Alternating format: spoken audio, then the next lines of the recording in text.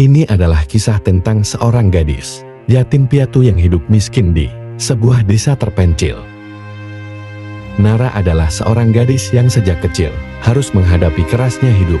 Ayah dan ibunya meninggal dalam kecelakaan tragis saat dia masih sangat muda, membuat Nara harus berjuang sendirian.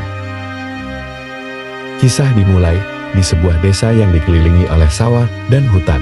Sebagian besar penduduk bekerja sebagai petani dan nelayan. Nara tinggal di rumah sederhana yang sudah rewel, sering menjadi bahan ejekan teman-temannya karena penampilannya yang tidak terawat. Tidak hanya anak-anak, orang dewasa juga sering memandang rendah Nara. Nara bekerja keras setiap hari, mulai dari menyapu halaman, mengambil air dari sumur, dan membantu tetangga.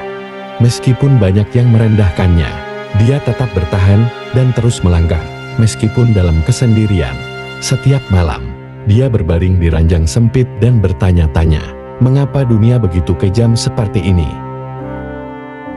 Suatu hari, saat berjalan di pasar desa, Nara bertemu dengan sekelompok orang yang mencemohnya. Mereka merampas kantong kecil yang dia pegang, dan hanya memberi uang receh, serta sepotong roti keras sebagai gantinya. Nara mencoba untuk tetap sabar, tetapi di dalam hati dia merasa terluka. Tidak ada yang datang membela atau menunjukkan kasih sayang padanya. Keadaan pun semakin buruk. Rumah yang ditinggalinya hampir roboh, dan Nara merasa dunia semakin kejam. Karena saking nggak tahu harus bagaimana, Nara memutuskan untuk pergi. Tanpa tujuan yang jelas, Nara berjalan meninggalkan desa. Langkahnya terhenti ketika ia mendengar suara erangan dari dalam hutan. Rasa penasaran membawanya lebih jauh ke dalam kegelapan, di mana ia menemukan seekor ular raksasa yang terperangkap di bawah sebuah batang pohon besar. Nara tahu betapa berbahayanya ular ini, namun hatinya tergerak untuk membantu. Meski tubuhnya lemah, ia tetap berusaha mengangkat batang pohon itu. Setelah berjam-jam berjuang, akhirnya Nara berhasil membebaskan ular itu. Tanpa disangka, ular tersebut berubah menjadi seorang wanita cantik yang mengenakan jubah berkilauan dan mahkota emas. Wanita itu tersenyum padanya dengan penuh kasih. "Sungguh kamu memiliki hati yang baik, Nara," katanya. "Sebagai imbalannya, aku akan memberimu hadiah." Wanita itu kemudian memberi Nara 3 sisik yang memiliki kekuatan luar biasa. Sisik pertama akan membawa kehidupan yang lebih baik. Sisik kedua akan melindunginya dari bahaya. Dan sisik ketiga hanya boleh digunakan jika sangat diperlukan. Setelah menerima sisik-sisik tersebut, Nara merasa tubuhnya melayang, dan dalam sekejap, ia tiba di sebuah tempat yang indah, sebuah istana yang terbuat dari kristal dan marmer. Di sana, Ratu Ular menyambutnya dengan hangat, menjelaskan bahwa tempat itu adalah tempat di mana keajaiban dan keseimbangan alam hidup berdampingan. Namun, Nara harus ingat bahwa kekuatan sisik itu tidak bisa digunakan sembarangan.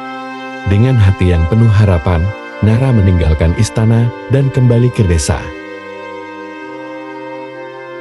Beberapa bulan setelah itu, kehidupan Nara berubah drastis. Dengan bantuan sisik pertama, dia berhasil membeli tanah dan membangun rumah yang nyaman.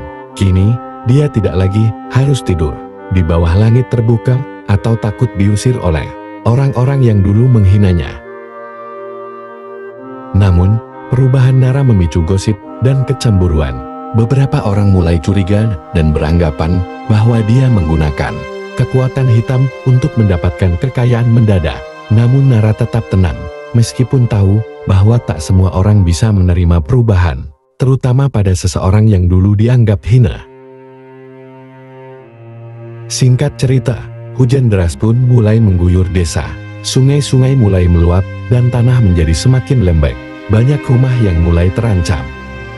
Namun Nara yang kini memiliki rumah kokoh dan aman, merasa bahwa hidupnya telah berubah berkat keberanian dan kebaikan hati yang ia tunjukkan pada ular yang dulu dianggap berbahaya.